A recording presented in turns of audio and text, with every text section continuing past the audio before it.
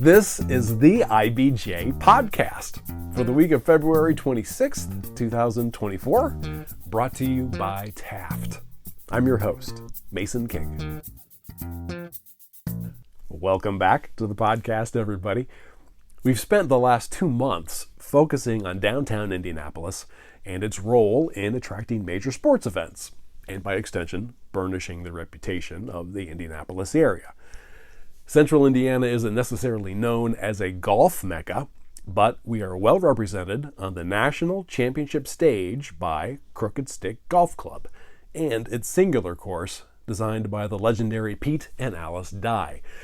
It recently announced that it will host the 2028 U.S. Senior Open. It last hosted the Senior Open in 2009, drawing nearly 150,000 attendees to Carmel for 3 days of practices and 4 days of tournament play. In the last 20 years, Crooked Stick has hosted the 2005 Solheim Cup, 2007 USGA Women's Amateur, 2009 U.S. Senior Open, the 2012 BMW Championship, the 2016 BMW Championship, and the 2020 Western Amateur. And this brings us to Tony Pancake, the director of golf at Crooked Stick Golf Club, who has worked at the club for 21 years. He didn't compete in any of these events, but in late January, he was announced as the recipient of the highest award granted by the Professional Golfers Association of America. That would be the PGA of America Golf Professional of the Year. In the words of the PGA, the award recognizes leadership, strong moral character, and a substantial record of service to the association and the game of golf. Pancake walks a fine line. He's charged with preserving one of the most significant golf courses in the country while pleasing this exclusive membership.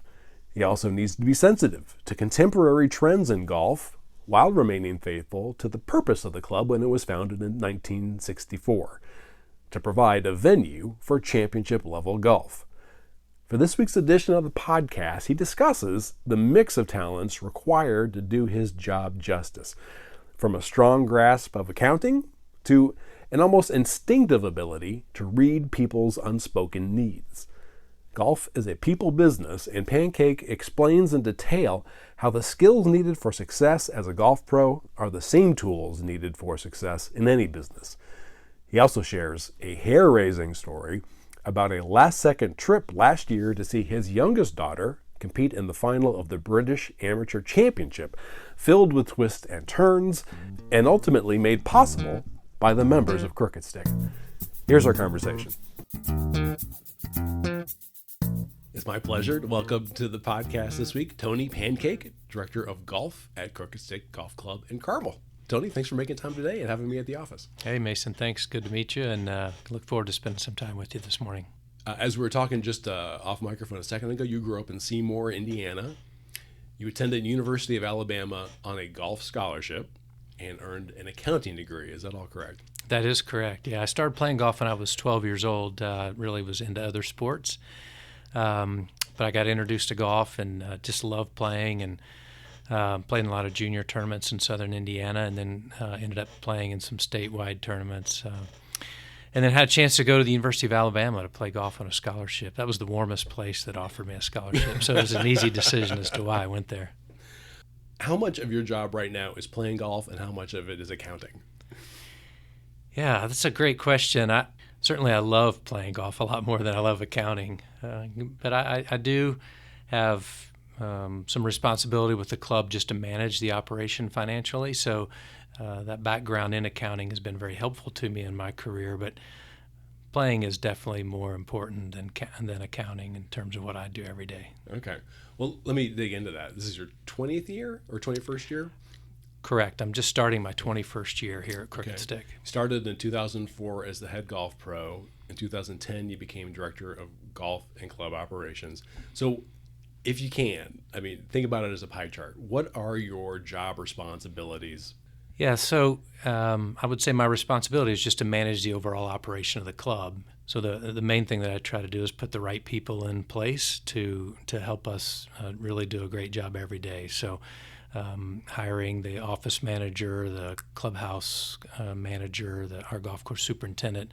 We're just really blessed here at Crooked Stick to have some great managers, and it's been my responsibility to kind of put them in place and then communicate to them direction from our club leadership and from our membership as to expectations, and kind of turn them loose to let them do their job. I always think in my brain about country clubs, that have like sprawling like event and catering operations, and that is not Crooked Stick. I mean, it is golf. That's correct. And I think that's one of the reasons that it works. It's just because of who we are as a club and the culture and the environment we have as a golf club. So if this was a typical country club, I probably definitely wouldn't have the time to do all those things. But here, our clubhouse operation's a little smaller, and pretty much everything we do focuses around golf, and that's where my experience and expertise lies. That makes me a little more qualified to make it work here compared to just a regular country club. So why are you good at it? I mean, if I'm coming into you and I'm a kid looking for a mentor and I want to get into golf one way or the other, who do I need to become in the next 10 years to do what you do? What are you going to tell me? Yeah, you ask why I'm good at it. I'm sure some people might say he's not so good at it. Yeah, that's why we're talking today, because you got an award for not being good at it. Yeah. So I'm not sure how good at it I am, but I will say that what I've learned over 40 years of working in golf is so much about relationships, and a lot of my day is just listening to people and hearing what's on their mind and hearing ways, say from a member's perspective, I'm going to get a lot of feedback as to how we can operate more efficiently, better, meet their needs more. So I take all that information in, share it with our team, and then we try to figure out, hey, what can we constantly be doing to get better here and to meet the expectations or actually exceed the expectations of our members from both a golf experience and just an overall club experience. At the same time, I mean, you do need to have some kind of a business mind for this kind of thing. You really do. I mean, we're running a business here, and we've got, I would say, a really strong image or reputation, a brand, so to speak, and we need to maintain that. Pete Dye is a big part of that, and the national championships we've hosted. But really, especially from the members' perspective, those things only happen every so often. So the daily golf experience is the most important thing that we do here every day. That is like running a business, figuring out what that's going to look like, how we're going to implement that, and how we can do it in a manner that's fiscally responsible. So there's a lot of pieces that go into it. What I've found is the better my relationship is with both our staff and with our membership and the people that we do business with, the more success that we have. So I've really worked hard on just maintaining those relationships. How big is your staff? Full-time staff, we have about 50 to 55. And then at the peak season, we're obviously a seasonal business with golf here in Indiana, but we'll get up to 90 to 100 staff members here at the club. Oh, wow. See, this is a small clubhouse. So I thought you were going to say 15 instead of 50. Right. So, I mean, can you kind of break it down? I mean, who are all the different employees? What do they do? Yeah, so, kind of our operation, we have a clubhouse operation, food and beverage, and that would be year-round, about 20 employees. Peak season, we're probably up to 30 or 35. Then we have our golf course maintenance operation. That's around 22 off-season, and then peak season might get up to 25. And then the golf shop, we're in the off-season mode, we'll only have 4 or 5 employees, but then peak season we might have 30. So that's kind of how we're getting up there. And then we also have the business office or the administrative side, and that stays pretty consistent throughout the year. That's 2 or 3 people. What kind of feedback are you most likely to get from members? Some guys make it a beeline for you after his round, and you're thinking in your head, okay, it's either A, B, or C. Members are really good at sharing ideas for improvement, and we probably don't hear as many compliments as we would like. But at the same time, we realize that's what it is. And I can remember when I was in school and I would take a test. I didn't go back and look at the questions I got right. I went to look at the questions that I got wrong because I wanted to get better. And so that feedback is. We have a new member orientation for people when they join the club, and one of the things I ask them for is feedback. And I say, hey, I know people don't want to be considered a complainer, and so sometimes they're afraid to share their opinion, but I really value that. It's a gift to me to know what's going on in your head and kind of how your experience is. And it might be an opportunity for me to help train an employee. It might be an opportunity for me to help coach the member understand, well, this is our culture. Here's why we do what we do. Any feedback is good feedback. And, I've learned over, again, 40 years, I don't take it personally. When somebody's had a bad experience, I just have to have the right attitude and look for ways to improve that. All of our members have my cell phone number, and they know they can call me anytime. And how many members are there? We have 225 what I'll call regular local members. There's actually about 290 families that can play golf here. We have some other membership classifications, junior members, senior members, transitionless members. So all in, we have 290 local families that can play. But it's a small club. We play last year 19,000 rounds. Historically, we were a 16 to 17,000 round club, but COVID jumped us up to 23,000, and we've been kind of dropping down a little bit every year. Oh, wow. Yeah. So that actually was I hate to say the word benefit, but it actually, your frequency with which members were using the club increased. Dramatically, yes. Yeah. I mean, to go from 19,000 to 23,000 rounds, that's a huge increase for same number of members and all that. And, we had no idea what to expect then. We were somewhat expecting play to decrease, and it actually did just the opposite of that. And I think golf was a safe place for people, and just based on how they were working, they figured out, they were working from home, they would get up earlier, they'd get their work done more efficiently, and then take time to play golf. Now, is the membership capped? Is that number capped? It is capped. All of our membership categories are capped, and we have a full membership with I would say a substantial wait list. You never know how long it'll take to get into a club. But so, of our regular membership, we have, as I said, 225, and we have about 40 people on a wait list right now. Mm-hmm. And we see turnover of 5 or 6 members a year in a typical year. So, what is the point of capping it as it relates to kind of the culture that you're trying to create at the club? Yeah, we want just a really relaxed atmosphere, and we really want people to be able to come out and play golf anytime that they want to. So we don't have starting times here at Crooked Stick. And one of the ways we can do that is just capping the number of members, and that in itself somewhat controls the number of rounds that we have. How much does it cost to be a member? I'd rather not share what the actual cost of the initiation fee is. It changes, or it has changed over the years, and I really feel like that would be something that I'd like to protect just from a membership standpoint. But I would say we're very competitive in the Indianapolis market, and if you compared Crooked Stick to other top 100 clubs around the country, it is a bargain to be a member here. Is there any rule about quoting Caddyshack? Because I will pay whatever the membership is if I can have a Caddyshack free round. No, there's no rule about that. Come on, Pancake. That just drives me crazy. I'm sorry. So, knowing very little about what you do, here's how I was imagining your job, and tell me if I'm close. And I'm thinking about it in terms of like the art world.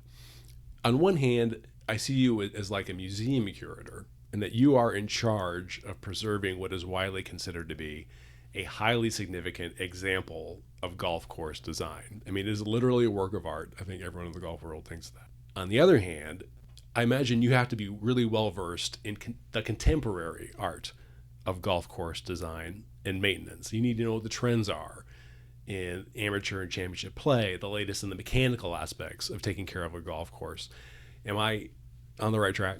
Yeah, I would say it's not so much about the design of the course. I really know nothing about that. I was fortunate to spend a lot of time with Pete Dye, and he constantly reminded me that I know nothing about golf course architecture or golf course design. So, and we're just blessed to have this incredible golf course here, and the fact that he lived on the golf course for all those years and was constantly tweaking it to make it better. I mean, this was his kind of firstborn championship golf course, and it was his baby. He just took so much pride in the club. But take it very seriously, my role of just maintaining who we are and the traditions that we have here at the club. The club's 60 years old. We've had an incredible history in 60 years with the championship golf we've had here and the reputation of the club. and trying to find that balance of, what we've done historically and what our traditions are here, but also, changes to the game and kind of what expectations are going forward with newer members. That's a fine line to walk, and constantly something that as a club we're discussing amongst our leadership. And we're just hopeful that we're doing the right thing for Pete and Alice and their long-term vision. Mm-hmm. And as I recall, Pete and Alice lived on the 18th? They did, yeah. They had a house right there on the 18th hole. And so, yeah, we were fortunate to see them almost every day when they were living, and we sure miss them, I'll tell you. They just mean so much to this club. What do you enjoy about the teaching side of being a pro? And maybe I should ask, how much teaching do you do? Yeah, I still teach a lot. I really enjoy teaching golf. It's actually how I anticipated my career path in the beginning. I started off as a teaching professional, and a lot of my mentors in golf were nationally renowned teachers. So I had some early exposure to that and a lot of experience with that. It was just something I loved to do. But after doing that for a few years, I was just physically and mentally worn out of giving golf lessons all day long. And I just realized that my skill set was probably more designed for an overall operations manager, and teaching is just part of that. So I give lessons every day. Those lessons could be to a beginning junior golfer. They could be to a collegiate golfer who's an elite player. They could be to a senior golfer who's just trying to hit the ball further. I mean, it's all aspects of the type of players you could imagine, and I really enjoy that part of it. So I imagine your like emotional IQ or your sense of empathy really comes into play for that kind of thing. I mean, like you say, to listen to what they want and to give them something that's meaningful to them. You're not teaching the Tony Pancake way.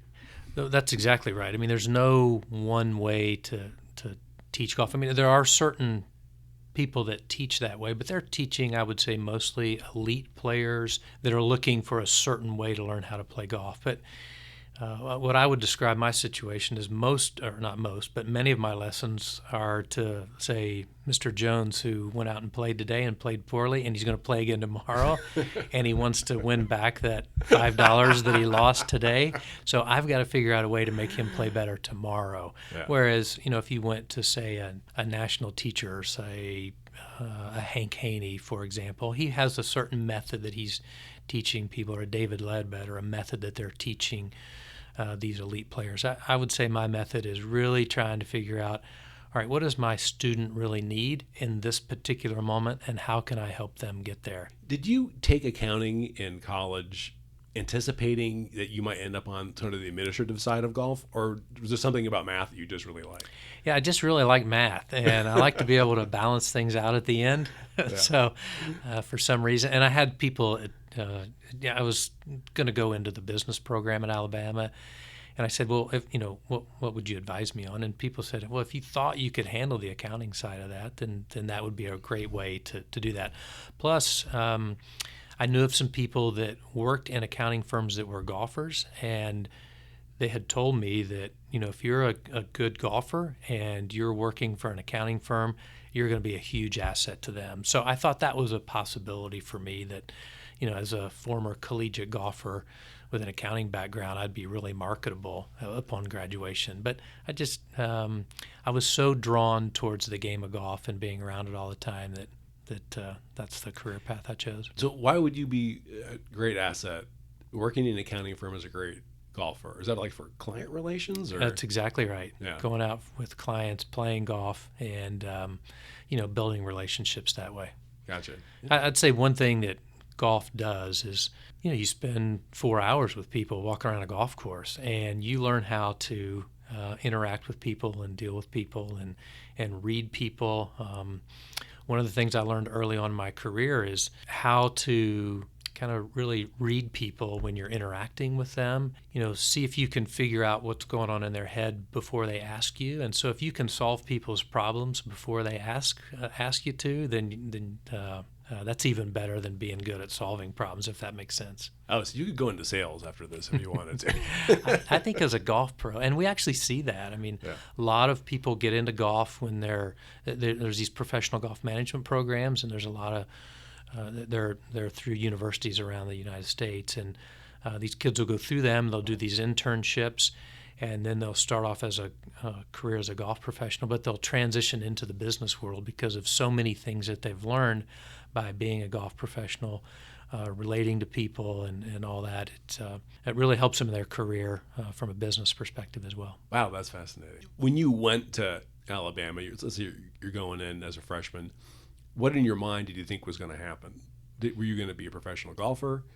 Or you're just like, say, well, whatever happens, happens. Yeah, I can remember it like it was yesterday. It's amazing that it's over 40 years ago. But I went to the University of Alabama. My favorite, as I said earlier, it was the warmest place to offer me a golf scholarship. And my game had been getting a little bit better every year.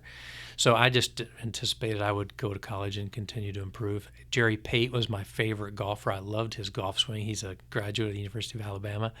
And Conrad Railing was the coach there who had coached Jerry. So I just thought, hey, this is all lined up. I'll be a tour player in 5 or 6 years. And that was my goal. I mean, I wanted to be I wanted to play golf on television and be a tour player. But when I got to school, I realized that there was a whole nother level of golf. I had a couple tour players on my team, and I had a chance to watch them play and practice every day, and they were just better than I was. Like guys who were already on the team, on the tour, or would be on the tour? No, they were. They eventually became tour players, but you could see at that time they were going to be. They were that good. The good news for me is I figured out early on that that was not going to work, and so I could pivot and make some good decisions that benefited me later. How many assistant golf professionals have you employed over the years? Wow, that's a great question. So I've been a head golf professional since 1988. So that's 37 seasons. Each year I probably have had 2, 3, 4 full-time assistants, and then I would have another 3, 4, or 5 seasonal assistants / interns. So, you do the math. I mean, it's a couple hundred actually. And I've been fortunate to have some really great people work for me. You asked me earlier on if you were trying to coach somebody, maybe what the key thing would be. If I've been able to do one thing well, it's been identifying people who are really strong in terms of their integrity, character, and become great employees here and then go on to successful careers. Did I hear that once you knew that you had won the PGA award, that you had a dinner with, several dozen of these former assistants, or maybe current assistants as well? Is that right? We did, and that was we did that in January at the PGA show, and that was the highlight of the show for me. I mean, people say, hey, it had to be really cool to be introduced as the 2024 Golf Professional of the Year, and it was, but really the highlight was celebrating this with a lot of my former assistants, and because they're such a big part of this. I mean, it's an individual award, but the reality of it is it's not an individual award. It's a team award, and the award happened because of being on teams like the Crooked Stick Golf Club or the Valhalla Golf Club, or these former assistants who have worked for me and done a great job making me look good while they've worked for me, but then they've gone on to their own jobs. So, just here in town, I think we have 4 or 5 former Crooked Stick assistants who are head golf professionals, and they're doing a wonderful job for their clubs. And I've done a lot of reflection over the last couple months after receiving this award or hearing about it. And the thing I'm most proud of is just seeing how well those assistants have done with their careers and the impact they're making on people's lives through golf. It's pretty special. Okay, let's take a quick break so we can hear from our sponsor. This is the IBJ Podcast. Taft, today's modern law firm. With more than 800 attorneys in 8 primary Midwest markets and the District of Columbia, we provide solutions to the business issues facing middle market and emerging companies alike. We do this through a highly collaborative and inclusive team approach. Taft, the modern law firm. To learn more, visit taftlaw.com. All right, we're back with this week's edition of the IBJ Podcast in my interview with Tony Pancake, Director of Golf at Crooked Stick Golf Club in Carmel. Okay, quick detour. I need to ask you about your name. Mm-hmm. So I checked on Ancestry.com.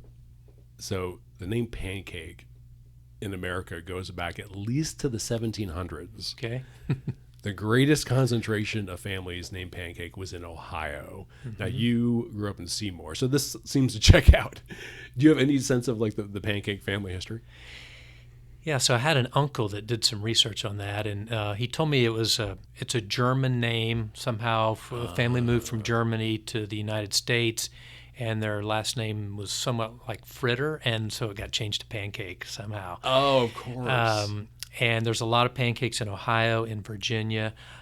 My family was more in southeastern Indiana, but people ask me about my name all the time, and what I tell them is it was a pretty tough name in elementary school because people love to make fun of me then. But as an adult, it is a great name because when somebody meets me, they never forget. And they can't remember my first name is Tony, but they can remember that my last name is Pancake. That's what I figured. The best thing about it is people are never going to forget. That's exactly right. Who's the guy that runs Crooked Stick? Pancake? Something about Pancake? That totally makes sense because my family is from Germany, and we were the Junkmans, which in America became Youngman, and then became a couple other things. But yeah, that totally makes sense. I'm glad to know that. So when you were 24, when you started as head professional at Valhalla in Louisville, well, maybe explain to listeners a little bit about Valhalla and what it was like at that time. I interviewed for the job at Valhalla in 1988. The club was brand new. It was a Nicklaus course, signature course by Jack Nicklaus, and it had opened in 1986. So it was a relatively new club. They only had about 110 members at that time, and they were a growing club. And they needed a new head golf professional, and I was only 24 years old. I had no head professional experience. It's a total miracle that I got the job. And actually, I mean, it's like a God thing that I went through this interview, and I'd say it didn't really go all that well. I'd never been on a head professional interview before, and it didn't go that well. And I was being taken back to the airport, and it started snowing, and we got like 6 inches of snow in the next couple hours, and my flight got canceled.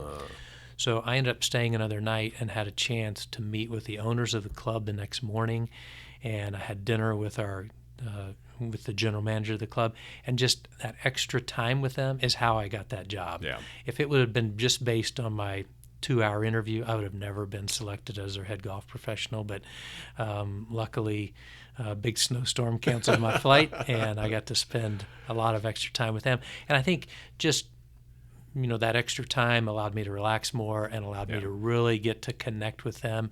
And I think they realized that while I was young in years, I had a great network of professionals that I could reach out to if needed. And so that experience from my training was really beneficial in that.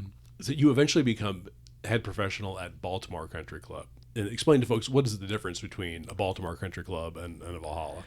Yeah, huge difference. So Valhalla was similar to Crooked Stick. It was a golf club, and we had about 225 members. And then I go to the Baltimore Country Club, which is a 36-hole facility, 2 golf courses. They had a downtown club, and then they had what was called 5 Farms, which is where the 2 golf courses were. And we had over 3,500 members. I mean, it was just a huge operation. So, for example, I could not do what I do here at Crooked Stick. I could not do at the Baltimore Country Club.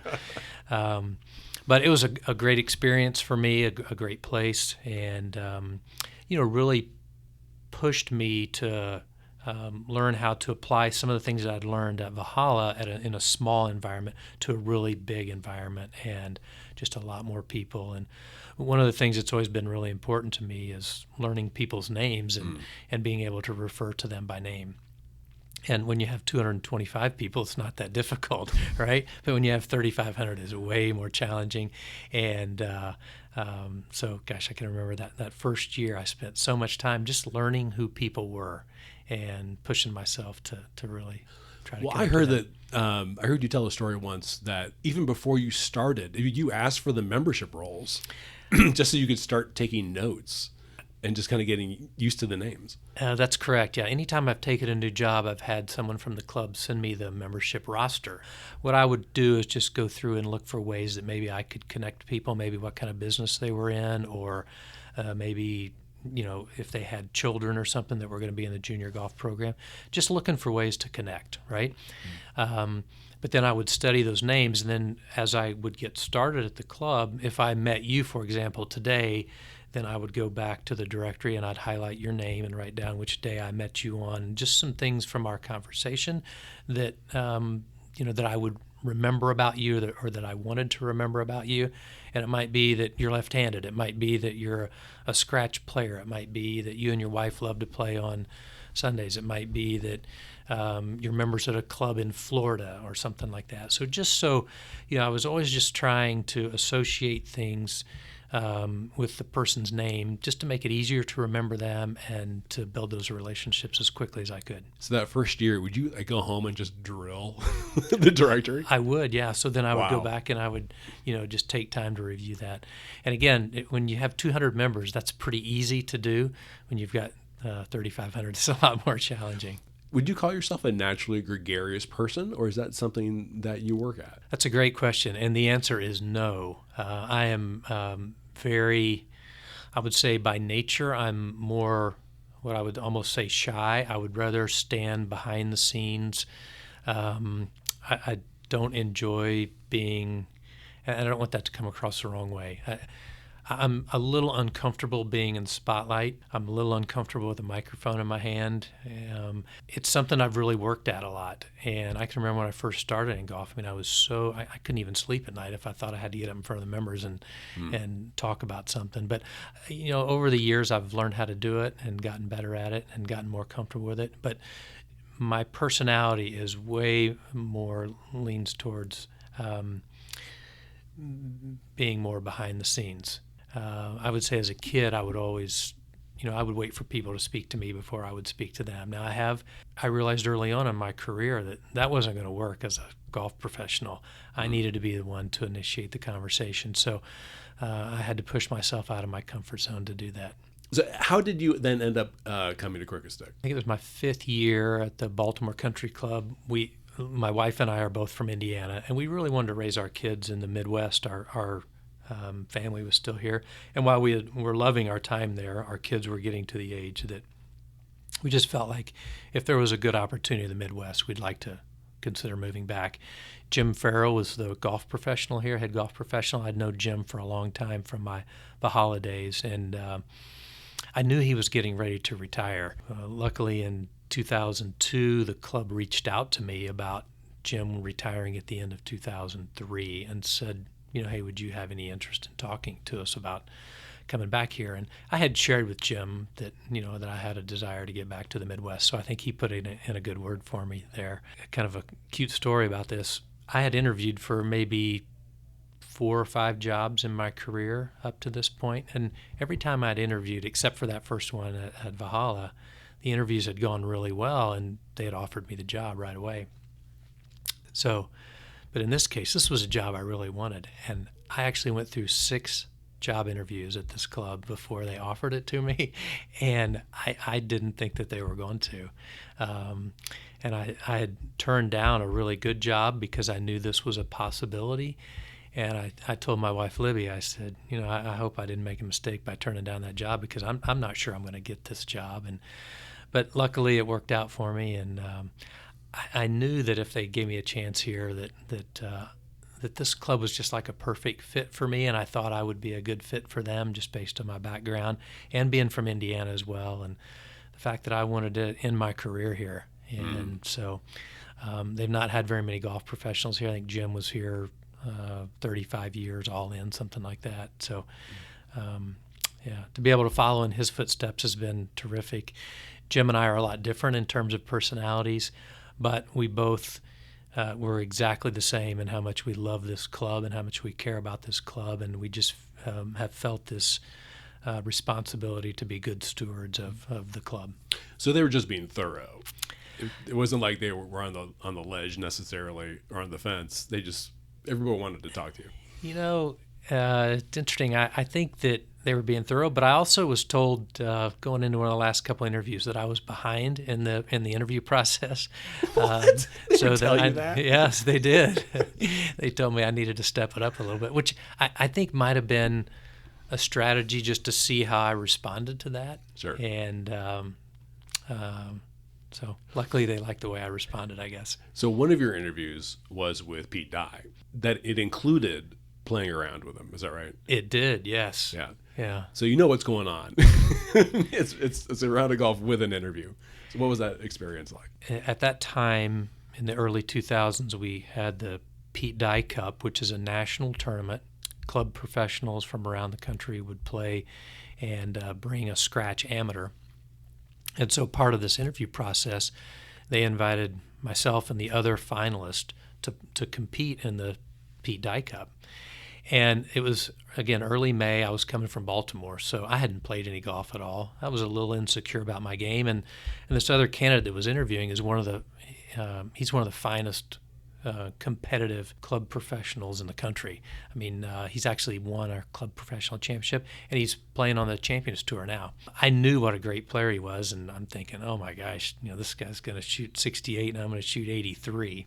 I'm a little uptight, and then they send out the pairings, and it's myself and Boyd Hovde, who they assigned me as a partner. Mr. Hovde is a longtime member here, a very successful attorney here in town, a great player, Indiana State amateur champion. But he's a little bit of an intimidating guy, all right? I mean, just his reputation and how much respect he has earned over the years. And then I see, so I'm with him, and then I'm with Mickey Powell, past president of the PGA, and Pete Dye, the guy that, is Mr. Crooked Stick himself. So I didn't sleep at all the night before. Yeah. I mean, it was so nerve-wracking, and but luckily, it was a miracle. I played some great golf that week, and I ended up tying this guy that was such a great player, and so. But I'm sure that they were evaluating too, like how you were relating with Bud. Absolutely, yeah. Yes, and I tell golf professional all the time, and we talk about, hey, how important it is it to be a good player or to play golf? And I think it's extremely important for PGA members and golf professionals because your members love it when you play golf with them.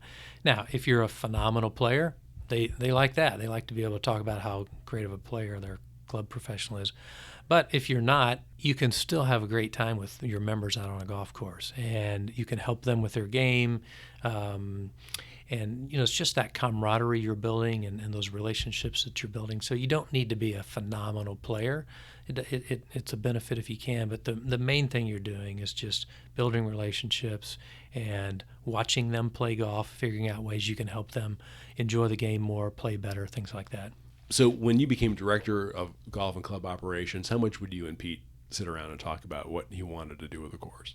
It was 2010 when I got this role as director of operations, and I knew Pete was kind of getting to the end of his career, and so I went to him, and every day he's walking the golf course, playing the golf course, riding the course, and he's got this yellow notepad with him, and he's making notes. I know what he's doing, and so I knew he wanted to make some changes to the golf course. So I went to him and I said, Mr. Dye, I've just been put in this new role, and I know you want to make some changes to the course. I'd love to help you with that, and maybe if you just share with me what you want to do, I can strategically think about how to present this to the club leadership so that we can get it done, because I'd like for you to get this done. He said, oh, Tony, that's easy. It's real easy. And I said, well, what do you need? He said, I need $8 million. In 2010, $8 million was a pretty big number for a golf course improvement project. And I said, $8 million, Mr. Dye, what are you going to do with $8 million? He said, well, I'm going to start over. I've learned a lot in the last 50 years. And I mean, that was just typical Pete. Was he serious? Oh, he wanted the $8 million. I don't know that he would have started over. But the thing about him that was so incredible is, he was a great player. People don't realize what a good player he was. But so he had this perspective of championship golf and seeing it through the eyes of a great golfer. He also was like an artist. I mean, he just had this vision for things that I couldn't see at all. Just how he would tie it all together and the different angles that people would play from. And Pete Dye golf courses, they generally they have this reputation of being so difficult. Well, the difficulty is in your mind. It's not in reality. He's just convinced you that you can't hit it over here, you can't do this, and he's working on your brain the whole time that you're playing golf, and so to be able to spend some time with him and just hear him talk about how he would do those things was pretty incredible. Wow. So since you have been here, Kyrgyzstan has played host to 6 national and international championship events. Is this the Solheim Cup, 2005 Solheim Cup, 2007 USGA Women's Amateur, 2009 U.S. Senior Open, 2012 BMW Championships, 2016 BMW Championships, 2020 Western Amateur. Those last 3 occurred when you were director of golf and club operations. How does your life change when the club is hosting one of these things? It changes a lot, actually, and there's so many moving parts to those championships. We become not just a private club for members and their guests. We're now trying to host the best players in the world. There's a media component, there's a volunteer component, there's a spectator component. There's just all these, there's a financial component to it. There's all these different things that we don't normally deal with. And a lot of it is done with, we've hired management companies at times. We've done some of them internally. And when we're doing them internally, I take certainly a much more of a leadership role.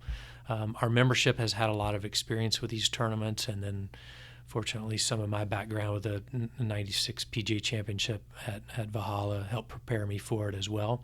Yeah, it's normally a 3-year process. That's in advance of the tournament, and then you're dealing with it for at least 6 months to a year after. So it's like a 4-year commitment from a club when you host a national championship like that. So this is why you're not doing it every year. That's exactly right. I would say a few reasons why. One, you don't want to kind of tax your membership in the golf course and take that away from them. That's a real important to us. Our members are paying dues, and they deserve to play their golf course, and we don't want to take it away from them any more than we have to. But then also, from a volunteer and a community support standpoint, financially, you can't go to these companies every year and ask them to support a golf tournament. And so to do it every 4 or 5 or 6 years, that probably makes sense. Mm-hmm. Before the Solheim Cup, it had been the 93 Women's Open. So we had gone 12 years without any kind of a national championship. And that was probably a little bit too long. The Solheim Cup was extremely popular, probably because of that, especially from a fan perspective. And then we had Nancy Lopez as a captain, which was awesome. Annika Sorenstam played in that as well, kind of at the end of her career. Probably those are the 2 best women players of all time, and that was pretty special for us. But then we kind of were on a quick run there. We had 05, 07, 09. So those events, I'm working on the 07 Western Am at the same time as the Solheim Cup, and then the 09 Senior Open. We're those events are even overlapping a little bit, just trying to prepare for them and making sure we're doing all the right things. And people say all the time, well, what's your priority in that? And the priority is always the same, is that we want everyone that comes in contact with the club to leave here and say, that was an incredible experience. Whether you're a player or you're a caddy or you're a volunteer or you're just a general spectator, maybe you're a corporate partner, somebody from the media. Basically, I would try to put myself in the shoes of all those people and say, what are their expectations? And then I would go visit host sites and try to be in those roles and see what was going on and figure out, all right, how could we maybe just do it just a little bit better? And that way when people leave here, they would say, wow, that was incredible. And I'm assuming like the PGA or USGA, they're not picking names out of a hat. There's probably some kind of bid process, just like Indianapolis does for the big events that it hosts. So I mean, you probably have to prepare some kind of proposal to grab each one of these, and you're in competition with other clubs. We are, especially the major events. Now, if you're, say, a U.S. Women's Amateur, for example, those events, they're looking more for just the reputation of the golf course and support of the membership. But, when it comes to any type of an event that has a kind of the financial component, like a PGA Tour event or a major championship, there's always a bid process on those things. And so they're looking at the golf course, they're looking at volunteer support from the membership, they're looking at community support financially, ticket sales, volunteers, just all those. They're looking at our facilities and say, all right, where can you house all these things? And one of the things as a smaller club, we're really challenged with that. We have a small clubhouse, and there's not a whole lot that we can do for things like a media center, and so we have to build a lot of that stuff, volunteer headquarters. So we put a plan together, and luckily for us, we've had enough championships that we kind of have a footprint that we can show people. And the club has such a good reputation in those from those championships. I think that really helps us. So when they ask somebody who is affiliated with the 2012 BMW Championship, they say the one at Crooked Stick was awesome, and that's why we got 2016. And the more success we have with the events, the more opportunity we have in the future. Okay. Last thing I want to ask you about is your kids. You have 4? Yes. 4 kids. Who are the kids? So we have 4 children. Our oldest is a daughter, Allie, and she lives in Nashville. She's married with 2 children herself. Our oldest son is TJ. He's an associate pastor at a church in Denton, Texas. He and his wife have 3 children. 2 of them are adopted. My first grandchild was a 9-year-old boy, which how cool is that as a golf pro? First birthday for him, I was able to give him a set of golf clubs, and he could use them. Right? So it was fantastic. Our youngest boy, Trent, Trent's 28, just got married in November, and then our baby is Annabelle. She's only 21, so she's the youngest by far, and she's a senior at Clemson University. She's our most competitive golfer. All the kids played golf growing up, junior golf. 3 of the 4 played in college. And then Annabelle, I think probably because she had older brothers and sisters playing, she's maybe a little more competitive than the others, and so she's had a little bit more success as a player. But I don't want to sell her short. I mean, she's a very high-level collegiate player. Senior at Clemson, plays golf at Clemson. Last year, she played in her first international event. Is that right? She did, yeah. She played in the British Women's Amateur, first time overseas to play, and she had just a great week, ended up making match play, and she won her first 5 matches, got to the finals, and ended up losing in the finals, but it was just an incredible week for her and real confidence boost, and helped her ranking a lot to the point where I actually looked yesterday. She's ranked 72nd in the world, and I think she's like 22 or 23 in the United States. So as an amateur, yeah, wow. Female women's amateur player, and that got her an invitation into the 2024 Augusta National Women's Amateur, which is, gosh, it's only 6 weeks away. We're really looking forward to that in early April this year. So let's end with this story of how. While she is playing at the British Amateur, that you end up going at the very last second. Can you walk me through that? So she's doing great. She's in the quarterfinals. What's happening here at that time? Yeah, this is an incredible story. So the tournament, the reason I didn't go was it was our member guest weekend, which is our biggest event of the year. I was able to kind of follow her matches because it was 5 hours earlier since she's over in Europe. So she got to the quarterfinals on Saturday morning, and so I got up at 3 a.m. and I couldn't sleep. Plus, I've got this tournament going on that we're running as well. But so I watched her win that match. It ended about 7 o'clock in the morning, and so that was when we were getting ready to start the 4th round of our member guest. And so our members, they had been kind of following along too. It was actually being televised at that point, so they were following along on a live stream on their phone, and most of them knew about it. And some of them said, hey, if she happens to win this last match, you got to figure out a way to get over there. So I had actually the night before looked into a flight just in case. And there was a flight on Delta, and I thought, hey, this might work out perfect. Well, sure enough, she wins this semifinal match. She wins, I think, 3-2. It ended about the same time this match of our member guest, this 4th round match of the member guest. So these people flood my office, and they're like, Tony, you gotta go over there. And I'm like, let me look into the ticket and all that. Well, we looked every airline, and we're looking how to fly, out of Louisville, out of Chicago, out of Cincinnati, and there's just no flights available. That Delta flight that I had found, somebody booked the ticket overnight. So we basically had given up. And so I said, well, hey, check this thing on American. So I go to this American flight, and there's 1 seat left. It's American to Indy to Boston to Heathrow. and the ticket's $10,000. Oh, jeez. I'm like, well, I would love to go there, but I just don't. I really can't afford a $10,000 ticket. And the guy said, book the ticket, we'll take care of it. I'm like, you got to be kidding me. This is the member. These are members of the club. Yeah. And so I booked this ticket, and 5 minutes later, I'm in my car driving to the airport because I only had 2 hours, and I thought, it's an international flight. I'm not even sure they'll let me do it. Luckily, I had my passport with me. I got through security just in time to make this fly to Boston. I get off the airplane, every flight is delayed. So I'm thinking, well, I've got no chance to make it. But I get to the international terminal. There's one flight that's on time, and so I had to book a rental car there because I didn't have a way to get from Heathrow to the Princess Golf Club, which was 90 miles. So I get on National, I book a rental car, and I made sure I booked a ticket or a rental car that was an automatic because I knew I was driving on the wrong side of the road. Get on this flight, we land, everything's going perfect. I get to the rental car place, and the guy says, "Here's your car right here." And I go get in. It's a stick shift. I said, "No, I reserved an automatic. I don't think I can drive a stick on the wrong side of the road and wrong side of the car." Luckily, the pedals were the same. He said, "This is the only car I have." I said, "I'll take it."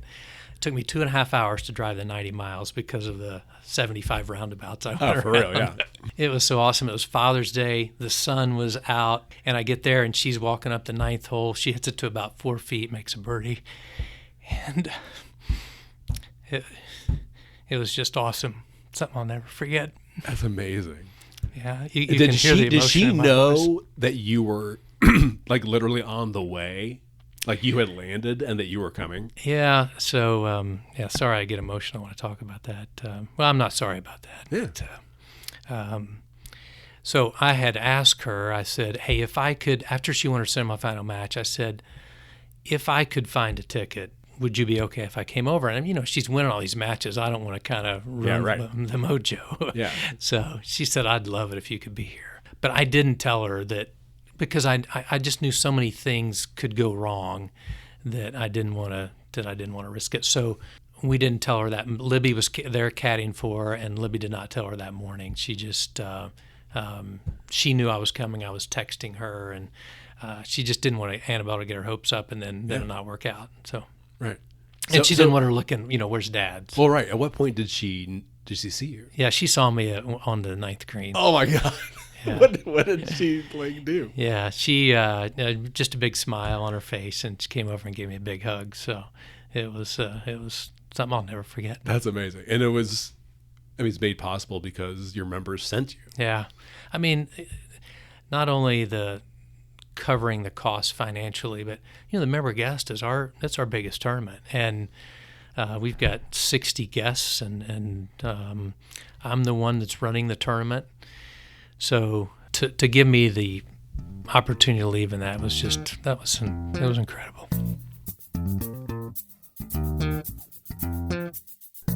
My thanks again to Tony Pancake. And folks, before you get on with the rest of your week, there are a few stories in the latest print edition of IBJ I want to bring to your attention. With a new mayor and a completely new city council in Westfield, developers have resumed submitting projects to a city they say they've avoided for the past 4 years. Daniel Bradley explains how fresh faces have cleared the recent impediments to growth in Westfield.